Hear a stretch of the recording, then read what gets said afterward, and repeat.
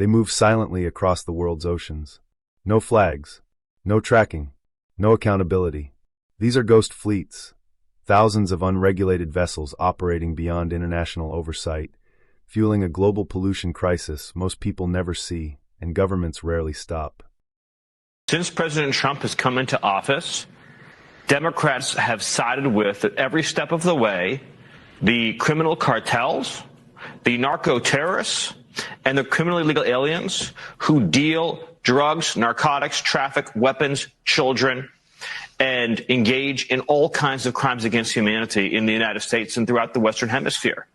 President Trump has directed the Department of War, the Department of Homeland Security, the Department of Justice to prioritize the defense of American lives and borders by taking the fight directly to these criminal cartels and these foreign terrorist organizations.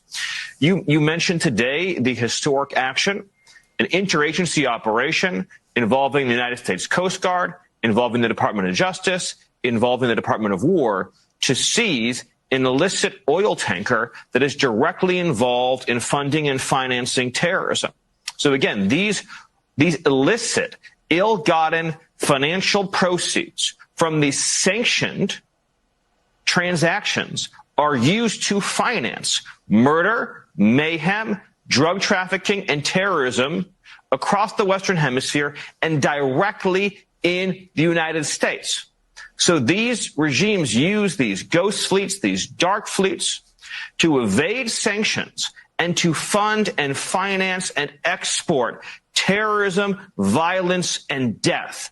And President Trump has said, we will defend and protect American lives. And that's what's happening. Ghost fleets are ships that deliberately evade monitoring systems like AIS tracking, operate under false registrations, or fly flags of convenience to avoid environmental laws. They often transport oil, chemicals, waste, or illegally caught fish, cutting costs by ignoring safety standards and dumping pollutants directly into the sea. Out of sight, but devastating in impact. I don't know if y'all heard, but there's about to be a fireworks show in the Caribbean. So apparently, the ghost ship has vanished. And if you haven't heard of what the ghost ship is, it's part of the U.S. military's naval assets. Last seen in Puerto Rico, and it vanished. And let me tell you what's on this ship. This ship contains some of the most classified, badass motherfuckers on the face of the earth. Do you hear me? This thing brings badass a whole new name. We talking about badassery. We talking about the badass of all badass. You don't want to fuck with these stealth, non-knowing where they at, sneaky motherfuckers who will snatch your ass up so quick and lay your ass down without you even realizing they were there. It's gone. It's missing. And it's out there. Ooh, woo. They about to light the Caribbean up. These vessels discharge untreated sewage, oil sludge, toxic chemicals, and plastic waste straight into international waters. Entire ecosystems are poisoned, coral reefs die, fish stocks collapse, and microplastics enter the food chain. Because ghost fleets operate in legal gray zones, the pollution goes unreported, unmeasured, and unpunished. China is building a navy larger than the U.S. fleet, and they're doing it in secret. Right now, China has the world's largest navy.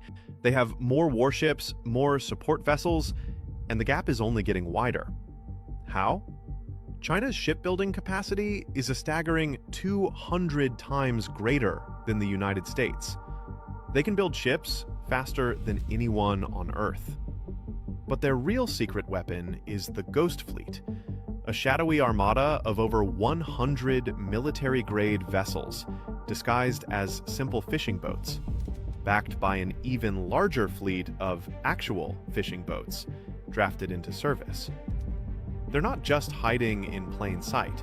China has developed ghost technology, a new radar deception system that can make one warship appear as an entire fleet on enemy radar, tricking missiles and confusing adversaries. This is all part of a grand plan, Fueled by a military-civil fusion strategy, China has built and fully militarized artificial islands, creating a network of unsinkable aircraft carriers across the South China Sea. By 2027, China is projected to surpass the US in the number of advanced missile launchers on its ships. History shows that in 25 out of 28 major wars, the larger fleet has won. The question is no longer if China will have the world's most powerful navy, but what they plan to do with it. Why does this continue? Because ghost fleets are profitable. Corporations save millions by skipping environmental compliance, laundering ownership through shell companies, and exploiting weak maritime enforcement. In many cases, the fines, if they ever come, are cheaper than following the law. At a time, so I'm not interested in speeches. Let me ask you this. How many ghost fleet ships did Iran have in November 2020? We have sanctioned more than 200 It's a question. of those. I'm not... This isn't just an ocean problem. Polluted seas mean contaminated seafood, rising food prices, disrupted supply chains, and accelerated climate damage. What happens in international waters doesn't stay there. It reaches your plate, your economy, and your future.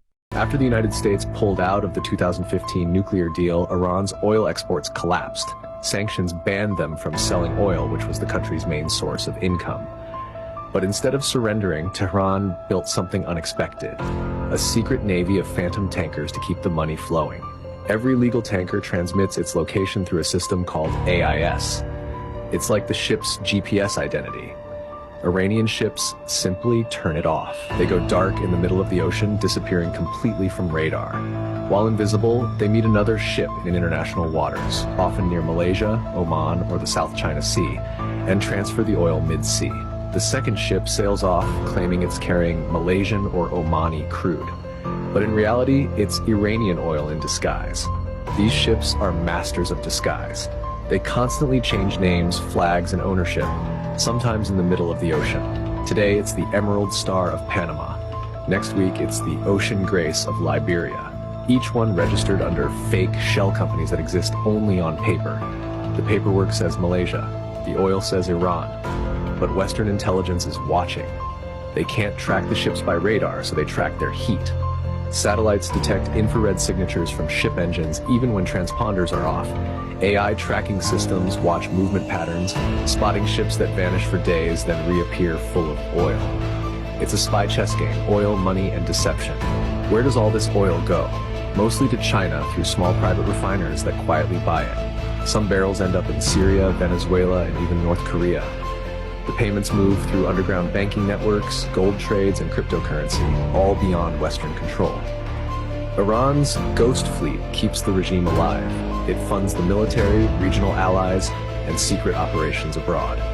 Each tanker that slips through sanctions is a quiet victory in Iran's long war against economic isolation. And every time one route is exposed, another opens, hidden behind new names, fake flags, and digital silence. They call it smuggling. Iran calls it survival. But the truth is, the oceans have become a new battlefield. And these ghost ships are winning a war most of the world never sees.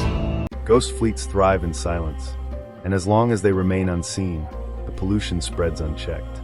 The real question is, how much damage will be done before the world finally looks?